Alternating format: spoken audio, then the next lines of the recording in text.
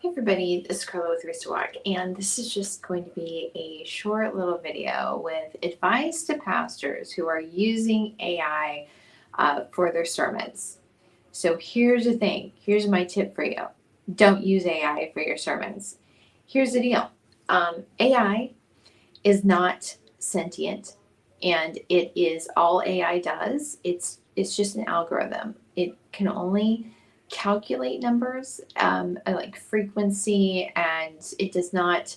It can maybe take the number of frequency of certain statements and look at their similarity, but it doesn't compose. AI doesn't compose. It only calculates, and it also can't evaluate the quality of the information that's coming in. So I am convinced that as far as all these AI generation, all this stuff, all it is, it's nothing more than systematized intellectual property theft. What it's doing is just collecting words from different people and assembling them. And the reason I think this is because I am either, there's a whole bunch of ghostwriters that go, that have found me as a source to plagiarize from, or it's that everything that I have written has been stolen and used to train an AI model to generate Christian content. But here's the thing, theft is theft.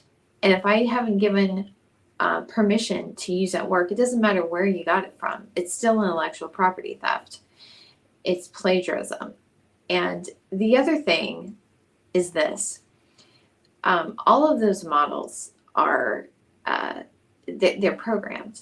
They are programmed, and you're relying on the programmer of the model, that it has, number one, a program that can actually assess the information in a correct way, because AI as itself cannot, but also that there's not any malicious intent behind and built into the program of that model. Because here's the thing, the reason I started looking into all of this to begin with and started discovering the intellectual property theft and activities of what I see is this online criminal syndicate operating.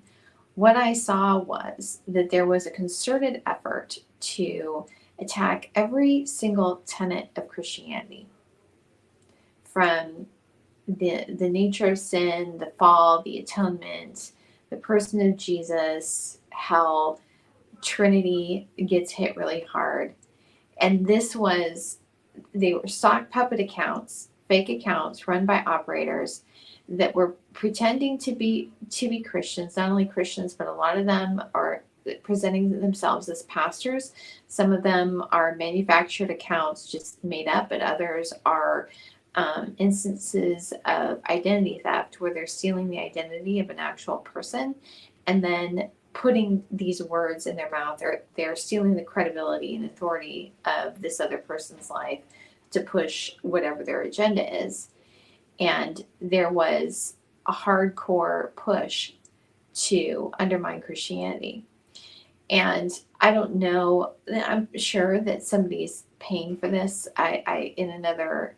In my long stream that was really messed up with the video, I said I was just thinking through different, who could possibly be willing to have the money and then have an agenda to do that, because these are digital mercenaries. I'm sure they're not just doing it for kicks. Somebody's paying them for this. And my, different parties I thought maybe might have would be the Saudis, Israeli Mossad, or China. These are the first two. They all have an eschatological, end time Messiah, basically. Not pronouncing words right today, but end time Messiah, and the fly in the ointment of getting Christians to follow their end time Messiah is the nature of Jesus and the person of Jesus and the Trinity. Those are things, all of those things are being attacked. But then there's China, and they are an atheistic country, even though the people within the country, Christianity is exploding within it, but the government is atheistic. And so I don't know. I don't know who's behind it. I don't. Could just be the CIA because Christians are a pain in the neck. I don't know. I don't know. But anyway, there is this effort to do it. There is.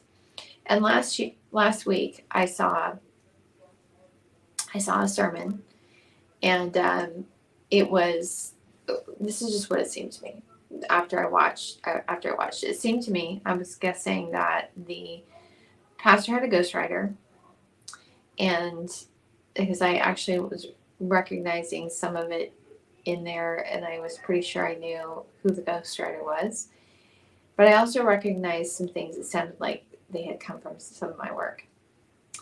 So I'm thinking, okay, is this all ghostwritten? But then there was a point in the sermon where it was a direct contradiction of scripture in there, in the sermon, completely opposite of what scripture says. So I'm thinking that, number one, there's probably a ghostwriter.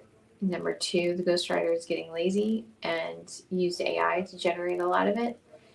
And there's a bent in the model to insert heresy and contradictions in scripture. So that pastor is someone that I'm not going to listen to again. There's so much false information online that I cannot, I'm not going to spend, allow or give my attention to somebody that I should be able to trust for valid information when they're not. It doesn't seem to me like they're being careful enough about the information that they're putting out. That's what I think. I don't think that either one of the people, the pastor or the ghostwriter, could have been that ignorant of scripture. I could be all wrong. I mean, I could just be, they just could be completely wacky in their theology. I mean, they could be, but I'm thinking that it was AI generated that spit out that heresy. The other thing too is that, like I said, AI, it's not composing itself. It's just stealing words from individual. And I am a person that AI models have stolen from. So here's the thing. It would be pretty embarrassing, I think, to get a cease and desist letter or have it become known that the sermon that you're preaching is plagiarizing the works of a woman, especially if you're one of those pastors that doesn't think women should teach, right? That would be pretty embarrassing.